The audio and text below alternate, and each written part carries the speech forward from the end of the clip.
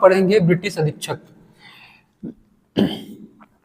देखिए 6 फरवरी 1818 को आपका अप्पा साहब और उस समय के जो रेसिडेंट जेनकिंग, रेसिडेंट एक बहुत बड़ा पद होता है, अधीक्षक से भी बड़ा होता है ब्रिटिश अधिकारी में। अप्पा साहब और आपका कौन सा रेसिडेंट जेनकिंग, जेनकिंग के मध्य क्या होता है, समझौता होता है। क्या समझौता होता है कि रघुजी तृतीय जब 18 वर्ष के हो जाएंगे तो उनको जो है पूरा जो छत्तीसगढ़ जो क्षेत्र है उनको सौंप दिया जाएगा, क्योंकि वंशावली के आधार पर तो वही आपका क्या है एक्चुअल में राजा है, तो उनको जो है पूरा का पूरा क्षेत्र जो है सौंप दिया जाएगा। लेकिन जब तक 18 वर्ष के नहीं होते हैं तब तक कौन शासन करेगा, ब्रिटिश। वैसे मराठा ही करते हैं, बट अप्पा साहब के सीताबर्डी के युद्ध के बाद भाग गए, निकल गया, तो यहाँ पर फिर शासन किसके अधिकार में चला गया, ब्रिटेन के मतलब के अंग्रेजों के अधिकार में यहाँ पर चला गया। तो यहाँ पर चला गया, तो 6 फरवरी 1818 को ये हुआ। फिर उसके बाद जून 1818 को यहाँ पर पूरा ब्रिटिश अधीक्षक की नियुक्ति होता है। किसके अधीक्षक की नियुक्ति होता है, ब्रिटिश अधीक्षकों की नियुक्ति होता है। जैसे कि अगर हम थोड़ा सा समझें तो ये आपका छत्तीसगढ़, और छत्तीसगढ़ उस समय में आपका एमपी मध्य प्रांत ये कहलाता था उस समय में। तो देखिए ये छत्तीसगढ़ में आपका नागपुर में उस समय में पूरा क्षेत्र का रेसिडेंट था जेनकिंग। कौन था, जेनकिंग उस समय में रेसिडेंट था, और उसके द्वारा ही क्या होता था, अधीक्षकों की क्या होता था, नियुक्ति होता था। तो छत्तीसगढ़ का उस समय में क्या, तो अधीक्षक टोटल कितने अधीक्षक थे, 6 अधीक्षक थे। कितने अधीक्षक थे, 6 अधीक्षक थे। 6 अधीक्षक में कौन कौन से अधीक्षक, सबसे पहले तो हम इसी को ही याद करेंगे, कैप्टन एडमंड, ये सबसे पहला अधीक्षक था छत्तीसगढ़ का, सबसे पहले ब्रिटिश अधीक्षक कैप्टन एडमंड। कैप्टन एडमंड के बाद आता है कैप्टन एग्नू, पी वांस एग्नू पूरा नाम है, एग्नू के नाम से हम जानते हैं, यही सबसे इंपॉर्टेंट अधीक्षक है। पूरे 6 अधीक्षकों में सबसे ज्यादा काम किसने किया है, कैप्टन एग्नू ने किया है। एडमंड एग्नू के बाद आता है कैप्टन हंटर, फिर हंटर के बाद आ जाता है कैप्टन आपका सैंडिस,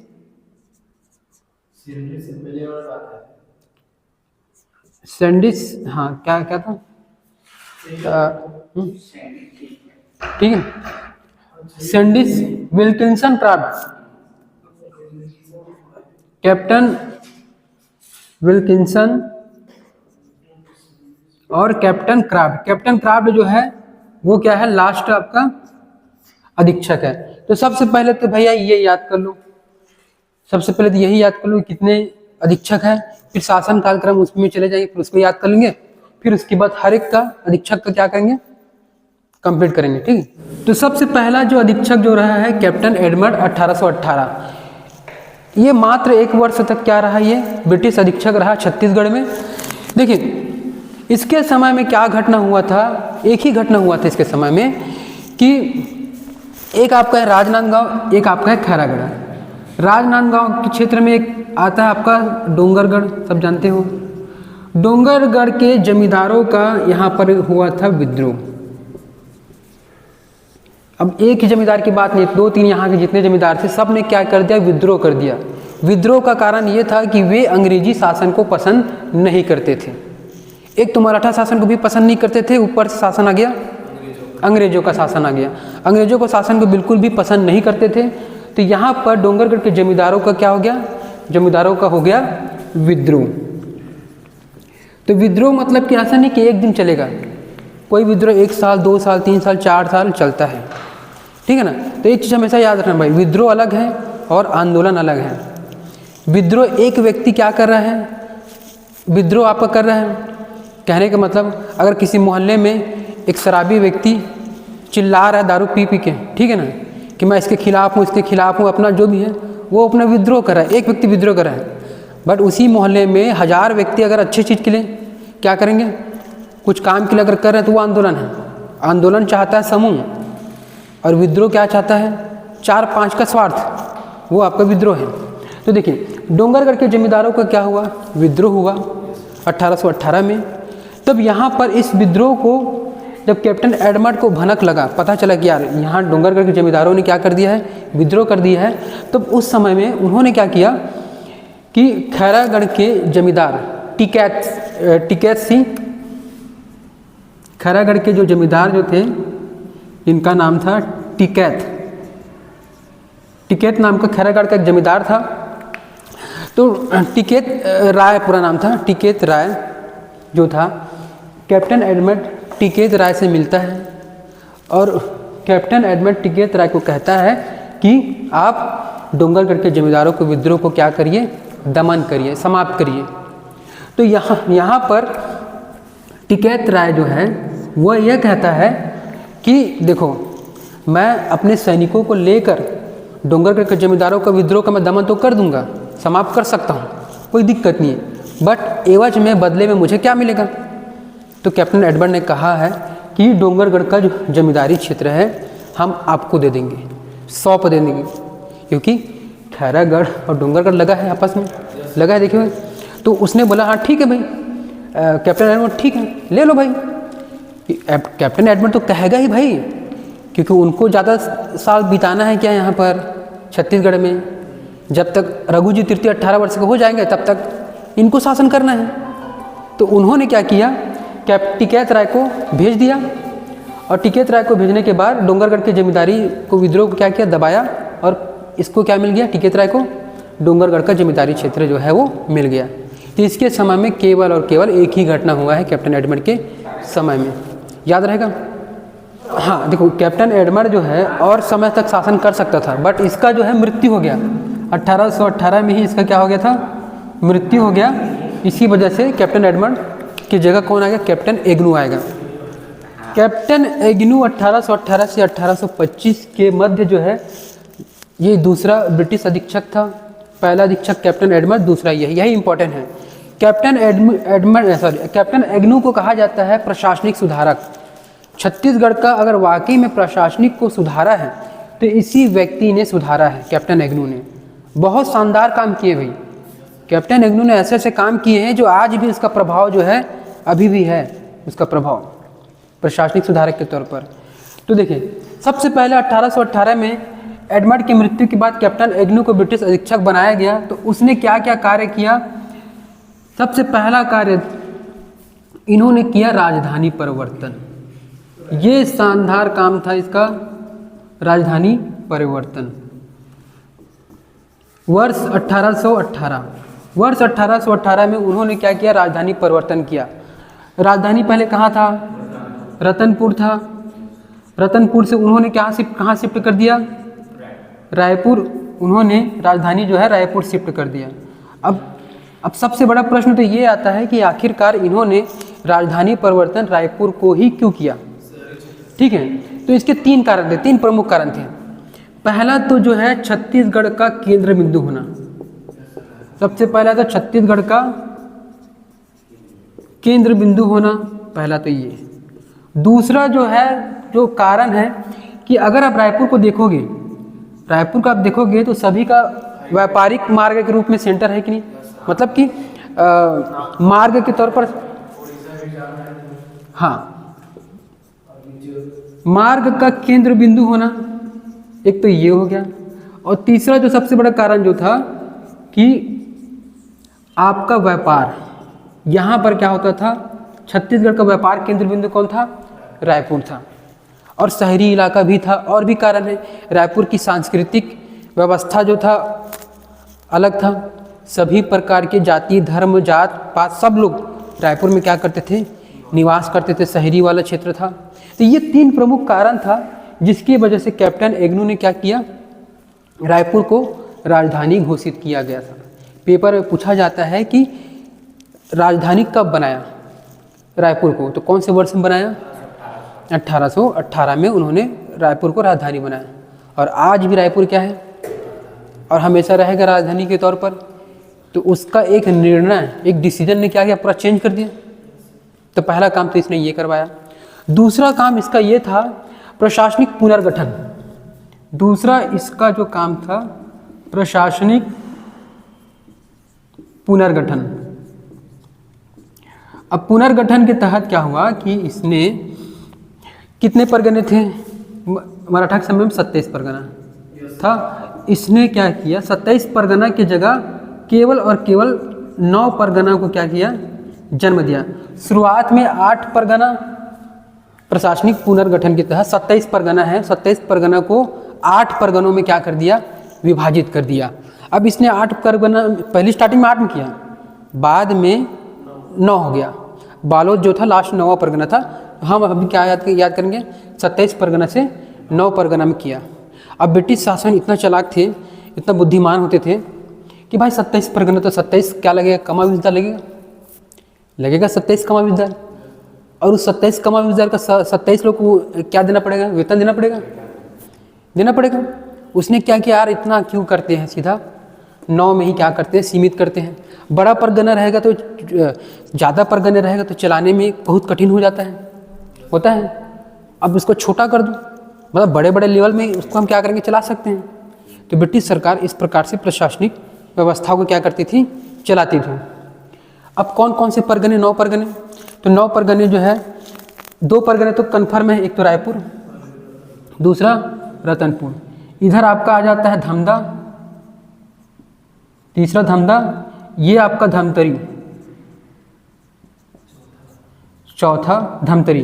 पहला रायपुर, रतनपुर, धमदा, धमतरी और आपका क्या बोलते हैं राजहरा, नवागढ़, दुर्ग। अब दुर्ग से आप देखोगे ये आपका दुर्ग हो गया। ये बेमेतरा के करीब में कौन आता है आपका? नवागढ़। यहाँ पर बना देता हूँ मैं नवागढ़। बेमेतरा का आपका नवागढ़ हो गया, दुर्ग हो गया, धमदा हो गया, राजहरा ये बालोद में आता है। दल्ली राजहरा जी, पहले पहले राजहरा कहलाता था, अब क्या है? बालोद हो गया। कितने हो गए? 1 2 आपका 3, ये 4, ये 5, ये 6, ये 7, 8 9, 2 मैं भूल रहा हूँ, 2 आपका खरोद हो गया खरोद हो गया। और कहाँ है खरोद? यहाँ पर आ जाता है बिलासपुर, उसमें खरोद हो गया। ये हो गया 8। कौन सा भूल रहा हूँ भाई? सब सही ना? तो काउंट करो, काउंट करो। धमतरी, दुर्ग, धमदा, नवागढ़, सब तो लिखा है। अच्छा 9 हो गया ना? खरोद, हाँ। तो ये बालोद जो है नंबर 9 का है। तो देख लो भाई कौन कौन सा है। रायपुर, रतनपुर, आपका दुर्ग, धमदा, धमतरी, नवागढ़, राजहरा, बालोद, खरोद, ये सब क्या है? टोटल 9 जो है पूछा जाता है। इनमें से कौन सा जो है परगना नहीं था ब्रिटिश के शासन के समय में? 3 नोट याद रखना, ठीक। दूसरा काम तो ये इतना लिख लें कम से कम, क्योंकि बहुत बड़ा है एग्नू का ना काम। चलो इतना लिखते हैं। अभी वो केस नहीं चाहिए, अतुल सुभाष वाला केस। अब अतुल सुभाष वाला केस में देख लो। हाँ, बेंगलुरु का AI इंजीनियर, IT इंजीनियर जो था वो 34 साल का था और 1.5 घंटे का वीडियो और 24 पेज का सुसाइड नोट लिखा है बेचारा अपनी पत्नी से। हाँ, अपनी पत्नी से इतना प्रताड़ित हो चुका था, दहेज बहुत सारा उत्पीड़न केस लगाया है उसके ऊपर ना। अब वो हाँ वो क्या बोला है? वो ये बोला है कि भाई अगर मुझे इंसाफ नहीं मिलता है तो मेरी अस्थिया को कोर्ट के सामने क्या कर देना, गटर के सामने में बहा देना। मतलब आदमी ना, जब टेंशन प्रेशर होता है ना तो रोता नहीं है, सीधा सुसाइड करता है। सोचो 2021 की रिपोर्ट के अनुसार में 1,64,000 लोगों ने भारत में सुसाइड किया। अब उनमें से सुसाइड करने में 1,18,000 पुरुषों ने सुसाइड किया और 45,000 महिलाओं ने सुसाइड किया। तो भाई सबसे ज़्यादा, हाँ महिलाएं तो रो भी लेती हैं, सही बात बोला। यही चीज़ है कि पुरुष जो है सबसे ज़्यादा सुसाइड क्यों कर रहे हैं, जबकि पुरुष तो स्ट्रांग कहते हैं ना समाज में, लेकिन पुरुष ही ज़्यादा स्ट्रांग। मतलब हमारे समाज में ना ऐसा व्यवस्था बन गया है, ऐसा सामाजिक स्ट्रक्चर बन गया है, बचपन से हमको सिखाया जाता है कि भाई पुरुषों को रोना नहीं चाहिए। बचपन सिखाया जाता है। जब हम लोग जवान हो जाएंगे तब हमको सिखाया जाएगा नहीं रोना है बेटा, नहीं रोना है। अब एकदम जब मर्द बन जाएंगे ना, उसके बाद ना जब नहीं रोएंगे ना, यही औरतें, यही महिलाएं और यही समाज क्या करती हैं कि भाई कितना इमोशनलेस व्यक्ति है, फीलिंग नहीं है, कुछ भी नहीं है।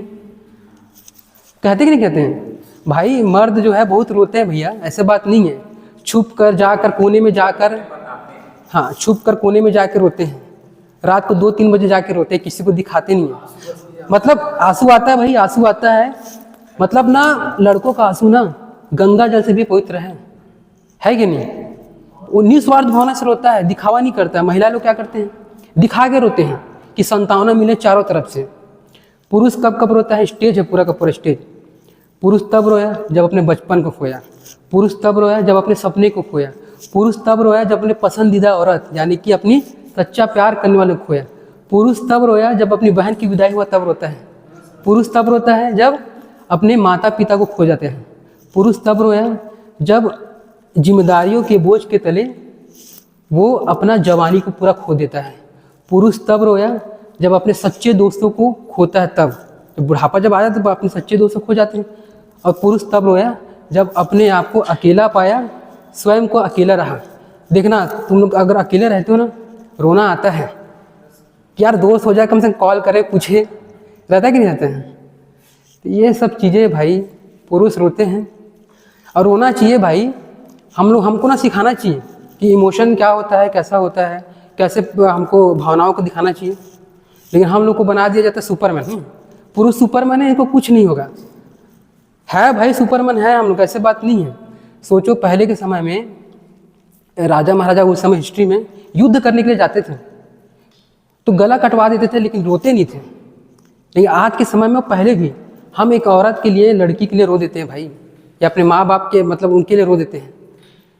तो वो अगर कोई लड़की आपको रुला रहा है तो मतलब वो पिशाची है भाई, शैतान है।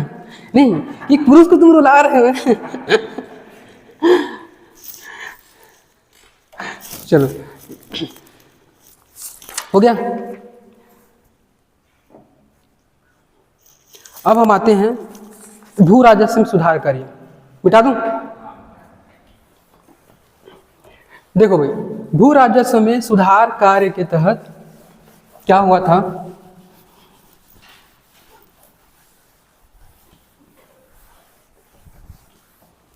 देखिए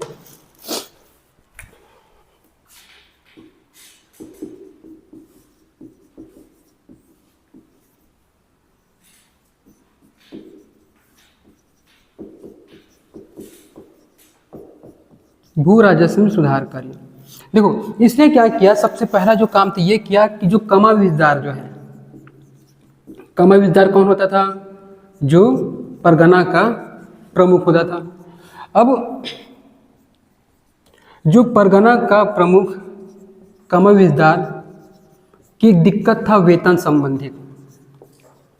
वेतन संबंधित इनको दिक्कत होता था कि मराठा काल में सही समय पर इनको जो है वेतन नहीं दिया जाता था। अब किसी को अधिकारी को अगर आप वेतन नहीं दोगे तो क्या होगा, वो करता है भ्रष्टाचारी कि यार ये लोग मेरे को वेतन नहीं दे रहे हैं तो मैं इधर उधर से क्या करूँगा, अपना गुजारा करने के लिए भाई अपने बीवी बच्चा पालना है तो उसको तो करना ही पड़ेगा। जब वेतन नहीं दोगे तो फ्री में थोड़ी काम करते रहेगा। तो वो अपना क्या करता है, भ्रष्टाचारी करता है। इस चीज़ को एग्नू ने पहचाना। एग्नू ने देखा कि यार कमाविजदार भ्रष्टाचारी करते हैं, क्यों करते हैं। उसने जाना कि यार इन लोग अपना जीवन अपन चलाना है, समय पर मराठा लोग क्या करते हैं, वेतन नहीं देते हैं। तो सबसे पहला काम तो क्या किया, कैप्टन एग्नू ने सही समय पर वेतन देने की शुरुआत किया। हर महीने महीने जो है वेतन देने का शुरुआत कौन करता है, आपका कैप्टन एग्नू किया। और वेतन को बढ़ा के दिया कैप्टन एग्नू ना। अब कोई व्यक्ति वेतन बढ़ा के दे रहा है, सही समय में वेतन दे रहा है और उसका इज्जत मान सम्मान भी कर रहा है, तो क्या वह व्यक्ति भ्रष्टाचार करेगा, क्या नहीं करेगा। अगर इतना ज़्यादा अगर पापी होगा ना, लालची किस्मत व्यक्ति को, तभी वो करेगा, वो करेगा। ठीक है, तो ये काम तो सबसे पहले ये किया। दूसरा काम पटेल नाम का पद था मराठा काल में। मराठा काल में पटेल नाम का पद था। ये पद पटेल जो था ये मराठाओं के व्यक्ति होते थे।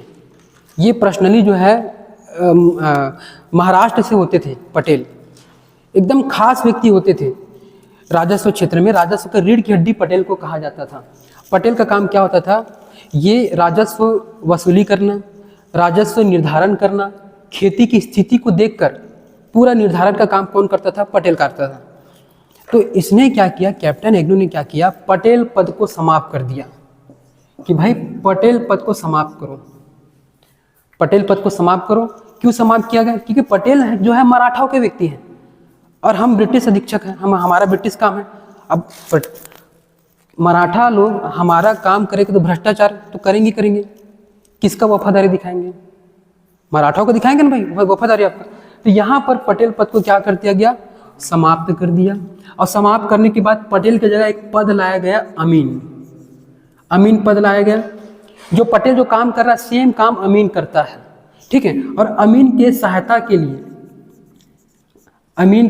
के लिए पंड्या नामक एक क्या किया, पद को जन्म दिया। हर 20 से 30 ग्राम के लिए पंड्या को नियुक्त किया जाता था। जैसे कि अमीन क्या होता था, सरकारी नौकरी एक प्रकार से, ठीक है, परमानेंट। पंड्या परमानेंट राजस्व अधिकारी नहीं होता था, ये क्या होता था, एक संविदा नौकरी के तहत होता था, अस्थायी। अगर ज़्यादा काम वर्कलोड ज़्यादा बढ़ गया है तब क्या किया जाता था, अमीन की सहायता के लिए पंड्या को नियुक्त किया जाता था, ठीक। ये हो गया। इनके अलावा जो आपका इसने क्या किया कि भू राजस्व व्यवस्था के तहत इसने 3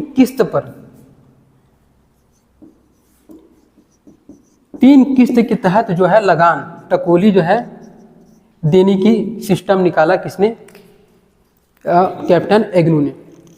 मतलब कि साल में एक बार होता था राजस्व आय देने का। अब इसमें क्या गया, 3 मतलब कितने महीने को होता है, 12 महीना, 4 महीने में जो है देने की शुरुआत कौन करता है, कैप्टन एग्नू करता है। साल 3 किस्त में देगा। हाँ, किस्त में आपका देगा। ये सिस्टम अच्छा निकाला। तो इसके समय में ये हुआ, सरकारी अभिलेखों का संरक्षण किया, सरकारी अभिलेखों का संरक्षण।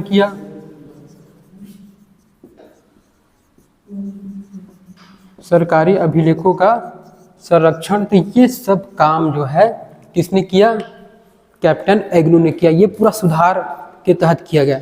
फिर इसके समय में जो विद्रोह हुए हैं फिर उसको पढ़ेंगे, ठीक है। इतना लिख लो। कैप्टन एग्नू के समय में क्या हुआ, जो विद्रोह हुआ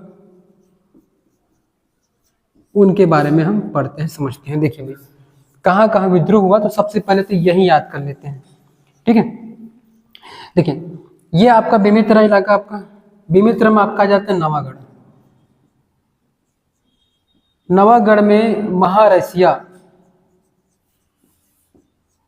में महारसिया के जमींदार होते थे, महारसिया जमींदार था, उसका विद्रोह हुआ। तो एक आपका हो गया कांकेर का परलकोट का विद्रोह, बहुत फेमस विद्रोह है परलकोट का विद्रोह आपका। एक नवागढ़ का महाराजा सोना खान का विद्रोह, ये पहला विद्रोह था सोना खान का राम राय का विद्रोह। पहले तो इतना ही याद कर लो भाई कि कहाँ क्या क्या हुआ था। राम राय का विद्रोह और सावंत भारती एक मामला था कुख्यात। सावंत भारती का विद्रोह, या फिर एक अपराधी भी था एक प्रकार से देखा जाए सावंत भारती। नवागढ़ ये मोस्ट टाइम पे पूछा जाता है। परलकोट का विद्रोह इसके समय में हुआ था और सोना खान का राम राय का विद्रोह ये हुआ था। तो सबसे पहले तो ये याद कर लो भैया। और बस्तर की जमींदारों का मामला, बस्तर और उड़ीसा का जो मामला है वो आपका। पहले हम आते हैं नवागढ़ के जमींदार महारसिया। क्या हुआ था इसके साथ में, हुआ क्या था कि अभी ब्रिटिश शासन हो रहा है। ब्रिटिश शासन से पहले कौन था, मराठा जो थे महारसिया को 300 रुपया जो है वो भेंट किया करते थे। 300 रुपया दिया जाता था किसको, महारसिया को, एक पेंशन के तौर पर देखा जा सकता है अपने शासन को चलाने के लिए, अपने नौगढ़ की जिम्मेदारी को चलाने के लिए। अब आ गया कौन? ब्रिटिश अधीक्षक। ब्रिटिश अधीक्षकों ने क्या किया, इसका 300 रुपया को क्या कर दिया, समाप्त कर दिया। 300 रुपया से उसका पूरा वो चलता है ना, जमींदारी क्षेत्र चल रहा है, तो यहाँ पर इसको समाप्त कर दिया। तो इसी की वजह से महारसिया ने क्या कर दिया, विद्रोह कर दिया, अपने लोगों के साथ विद्रोह कर दिया। बाद में कैप्टन एग्रो ने बोला अरे अच्छा ये मामला है, तो उसने क्या किया, इस महारसिया के जो 300 रुपये जो देता था मराठे लोग, जो बंद हो गया, इसको दिया 500 रुपये। 500 रुपये दिया, शांत रहो भैया, चुपचाप रहो। तो महारसिया का इतना ही विद्रोह था। फिर उसके बाद आपका सोना खान का राम राय का विद्रोह 1819 में यह विद्रोह हुआ था, सोना खान का राम राय का विद्रोह। राम राय कौन? वीर नारायण सिंह का पिताजी। वीर नारायण सिंह का सोना खान का विद्रोह दूसरा विद्रोह है, पहला विद्रोह यही है, ठीक है। एक्चुअल में क्या था कि राम राय मतलब कि ये सोना खान के जमींदार जो थे, कभी भी ना तो मराठा को पसंद किए, और अब तो ब्रिटिश शासन आ गया तो इसको भी पसंद नहीं किए, तो उन्होंने क्या कर दिया, विद्रोह कर दिया। इस विद्रोह जब किया राम राय ने, तो उस समय में इस विद्रोह को दबाया था कैप्टन मैक्सन ने। कैप्टन मैक्सन, ब्रिटिश अधिकारी मैक्सन ने क्या किया था, इस विद्रोह को दबाया था। कारण कुछ नहीं भाई, कारण क्या है, पसंद ना करना। और राम, जैसे कि बिंबाजी भोसले के समय, ये बिंबाजी भोसले हो गया, या इससे पहले कलचुरी राजवंश के समय में हो गया, सोना खान के जमींदार जो है कर मुक्त थे कलचुरी राजवंश के समय में। और ब्रिटिश अधीक्षक लोग क्या करते थे, ब्रिटिश सरकार मनमाने कर लिया करते थे। तो कहने का मतलब ये है, कैप्टन मैक्सन ने क्या किया, इस विद्रोह को दमन किया, याद रखना। फिर उसके बाद आते हैं परलकोट का जमींदारी। परलकोट का जमींदार था गेंद सिंह। कौन था? गेंद सिंह, ठीक है। हाँ, तो परलकोट के जमींदार, कांकेर का परलकोट का जमींदार गेंद सिंह जो है, यहाँ पर अबूझमाड़ी जनजाति लोग क्या करते थे, निवास करते थे। अबूझमाड़ी जनजाति, मराठा लोग अबूझमाड़ी जनजाति के साथ अत्याचार किए, आदिवासी तक कुछ नहीं समझते थे। उसी प्रकार से बंद कर दो, उसी प्रकार से आपका परलकोट के जमींदार गेंद सिंह जो है, अबूझमाड़िया लोग अपना राजा किसको मानते थे, परलकोट के जमींदार गेंद सिंह को मानते थे। अब ब्रिटिश शासन आ गया, तो ब्रिटिश शासन को भी पसंद नहीं करते थे, नफरत करते थे। तो इन लोगों ने इसी वजह से क्या कर दिया, विद्रोह कर दिया परलकोट में, ठीक है। तो परलकोट का विद्रोह को दबाना आसान नहीं था भाई, क्योंकि अबूझमाड़ी क्षेत्र को हराना आसान नहीं था। उन लोग को ऐसा ही स्थिति था कि मरेंगे या तो मारेंगे, ऐसा वाला सिचुएशन था। तो उस समय में परलकोट के जमींदारी क्षेत्र को समाप्त, मतलब परलकोट के विद्रोह को समाप्त करने के लिए यहाँ पर भेजा गया पेबे। किसको भेजा गया? पेबे, ब्रिटिश अधिकारी पेबे। और चांदा यहाँ पर आता है महाराष्ट्र में, तो चांदा की एक टुकड़ी को भेजा गया कहाँ पर, कांकेर में भेजा गया। और ब्रिटिश अधिकारी जो है पेबे, ये दोनों मिलकर क्या किए, परलकोट के जमींदार जो नेतृत्व करता गेंद सिंह को गिरफ्तार किया गया। 2 डेट याद रखना, एक आपका 10 जनवरी, 2 डेट याद करना, एक 10 जनवरी और एक आपका आ जाता है 20 जनवरी। पहले तो इतना याद कर लो, फिर उसके बाद है 1825। तो 10 जनवरी 1825 को गेंद सिंह को क्या किया गया, गिरफ्तार किया गया।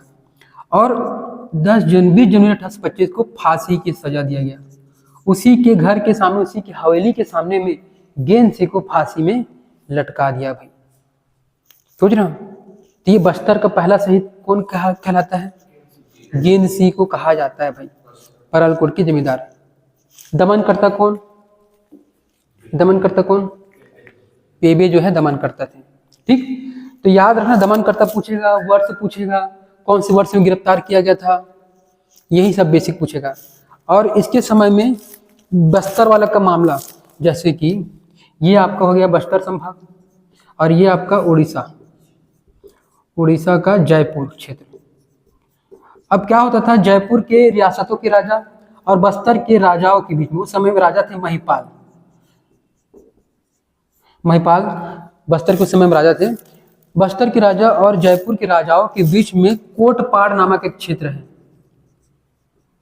कोटपाड़ नामक क्षेत्र है। कोटपाड़ के लिए क्या होते थे, सीमा के लिए ये विवादित था मामला। तो कैप्टन इग्नू ने बस्तर और जयपुर के पूरे मामलों को निपटारा किया। कोटपाड़ का संधि किया गया। इस संधि के तहत कोटपाड़ क्षेत्र किसके अधिकार में चला गया, बस्तर के अधिकार में चला गया, जो आज भी वर्तमान में बस्तर में ही है।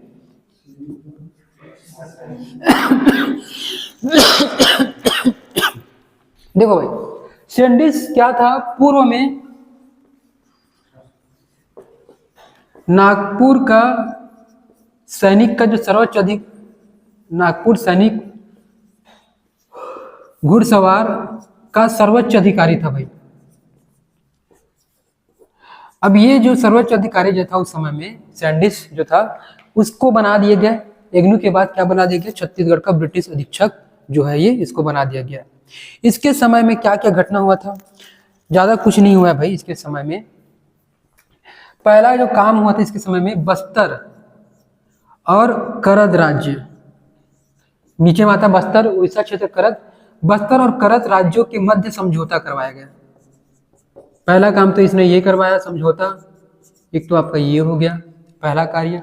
दूसरा, जो आज हम लोग देखते हैं कौन सा कैलेंडर चलता है, अंग्रेजी कैलेंडर हम लोग देखते हैं, तो अंग्रेजी कैलेंडर की शुरुआत जो है इसी व्यक्ति ने करवाया था भाई। अंग्रेजी कैलेंडर की शुरुआत कैप्टन सैंडिस ने करवाया। तीसरा काम, सरकारी काम काज करद राज्य है, इन दोनों के क्या करवाया गया था, समझौता करवाया था। अंग्रेजी कैलेंडर जारी किया, एक तो ये हो गया। इसने अपनी भाषा, जो सरकारी काम काज की भाषा, सरकारी काम काज की जो भाषा जो है, इसने करवाया इंग्लिश भैया, अंग्रेजी करवाया। क्या करवाया, अंग्रेजी करवाया गया इसने।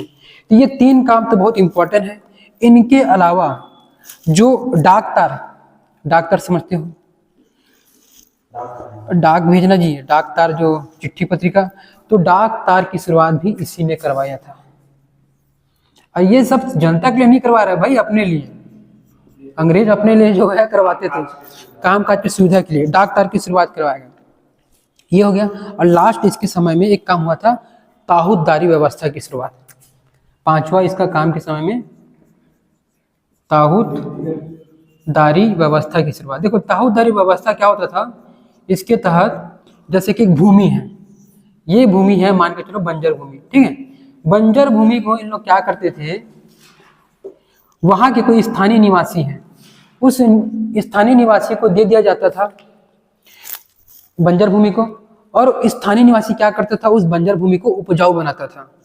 और जैसा वह व्यक्ति अगर उपजाऊ बना दिया तो वो जमीन किसका हो गया, उस स्थानीय निवासी का हो गया।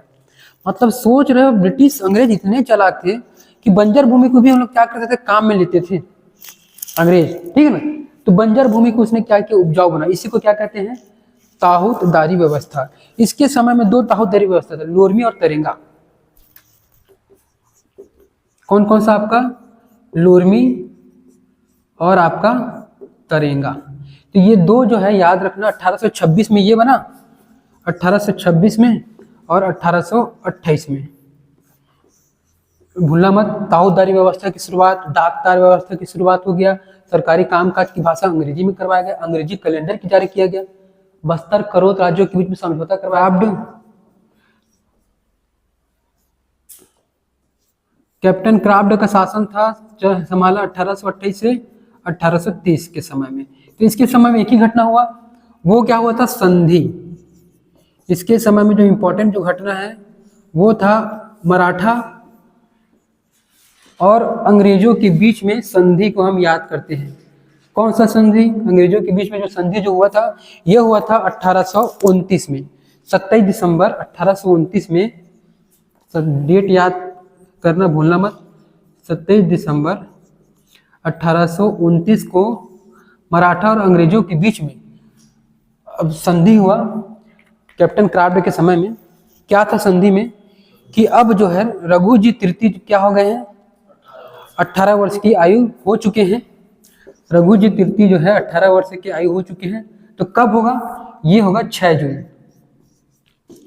6 जून 1830 को रघुजी तृतीय क्या हो जाएंगे? 18 वर्ष के हो जाएंगे।